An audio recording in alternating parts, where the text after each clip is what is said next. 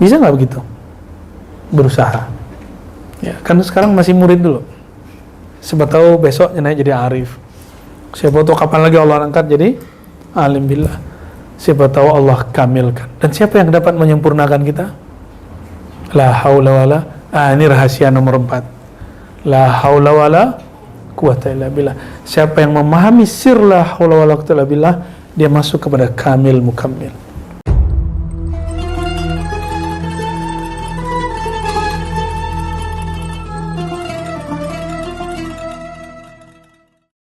Faman arada yanjua min hadhihi al-ilal, kalau orang yang kamil, siapa yang ingin sampai kepada kesempurnaan, falyasbah fi bahril azal, maka berenanglah pada lautan ilmu azaliyahnya Allah.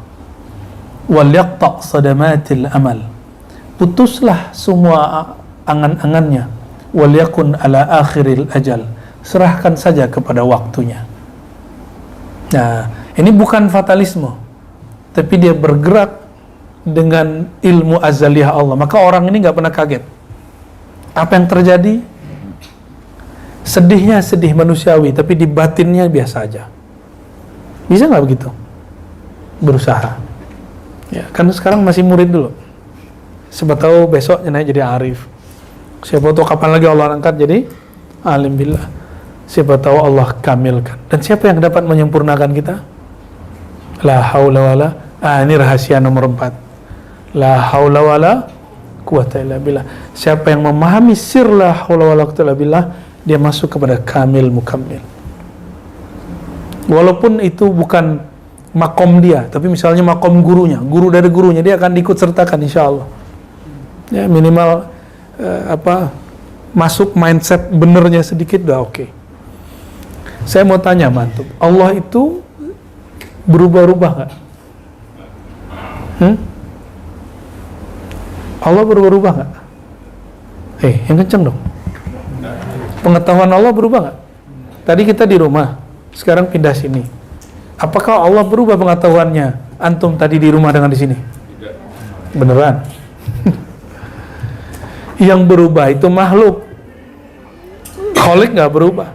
Nah, la haula wala quwata illa billah itu fokusnya itu adalah billahnya, yang dipandang Allahnya.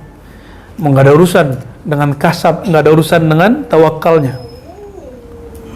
Kasab dan tawakal itu cuma nanti ekspresi. Ya, saya tawakal nih. Antum ngomong tawakal aja kadang sudah terhijab. Saya lagi kasab nih, ikhtiar nih. Ngomong saya lagi usaha ikhtiar aja kadang-kadang udah sok merasa berusaha. Apa buktinya? Sudah ketemu belum ada orang ngomong gini, saya kan sudah usaha kok begini-gini aja. Tuh, orang yang bahaya tuh. Katanya kalau tawakal Allah langsung urus. Saya udah tawakal kok, nggak diberesin sama Allah.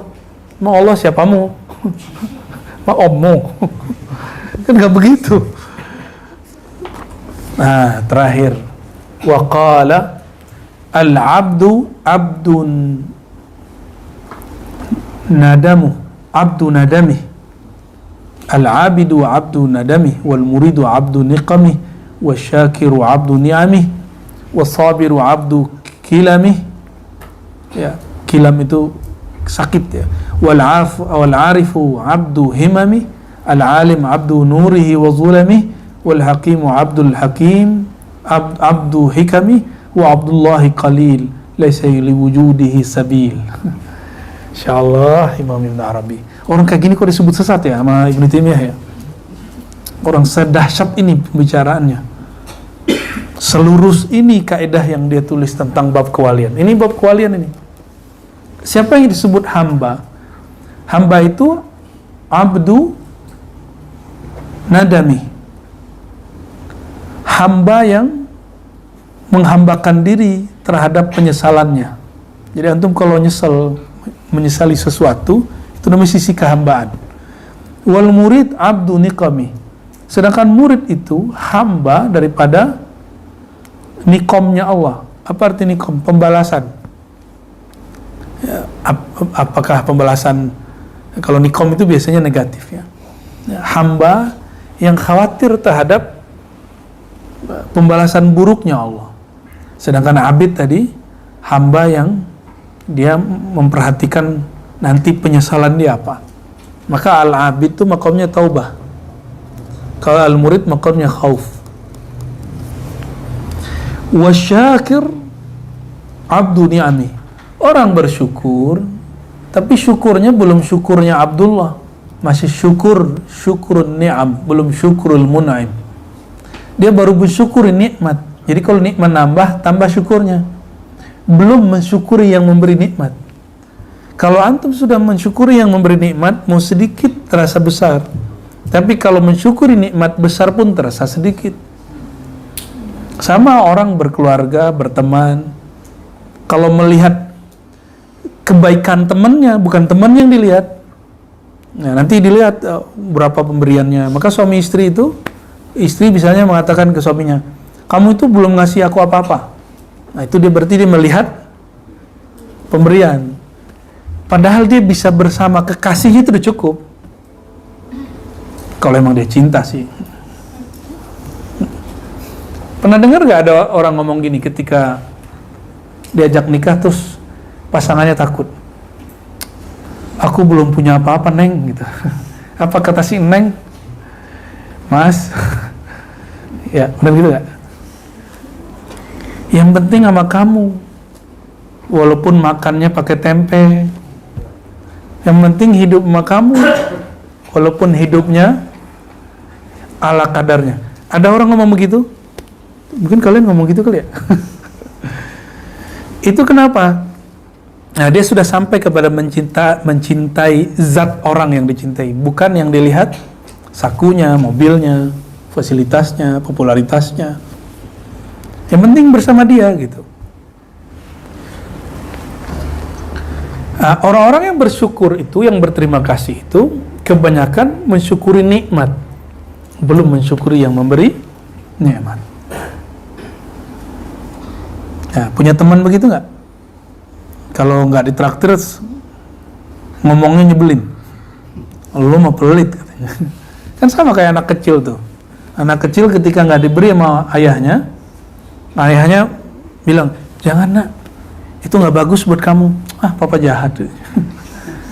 Bapaknya ngelarang sekali, dibilang jahat sama dia. Cuma karena ngomong anak ya dimaafin. Nah, Allah itu lebih sayang kepada kita daripada ayah kepada anaknya. Maka antum udah ngeluh berkali-kali, itu belum dilibas sama Allah kan. Itu kalau Allah mau, habis kita udah ya. Wasabiru abdu kilame. Orang disebut penyabar karena dia menahan kilam, rasa sakit. Ada kalam. Kalau kalam, lisan. Mungkin kilam ini kata-kata yang menyakitkan juga bisa ya. Nah, tapi dalam bahasa Arab kilam itu rasa sakit. Jadi kalau kita berdoa, Allah maj'alni minas sabirin, antum siap-siap menerima rasa sakit. Mau? Ini kejadiannya sama nih. Kejadiannya sama. Satu syakir, satu sabir. Satu lagi apa? Arif. Kejadiannya hampir sama. Tapi yang satu bersyukur, yang satu kemudian berdoa, ya Allah, jadikan aku orang yang bersabar. Dia nangis karena gak kuat sabar. Jadi dia doa aja udah kayak kesakitan. Paham maksudnya? Jangan minta jadi orang yang sabirin aja. Allah menyebut dirinya bukan sabirin, tapi sabur. Tapi karena kebanyakan orang, dia terjebak di situ, Allah masih bersamai. Itu baiknya Allah tuh. Makanya ayatnya innallaha ma'as sabirin. Baiknya Allah sama kita tuh. Ya, ditemenin sama Allah.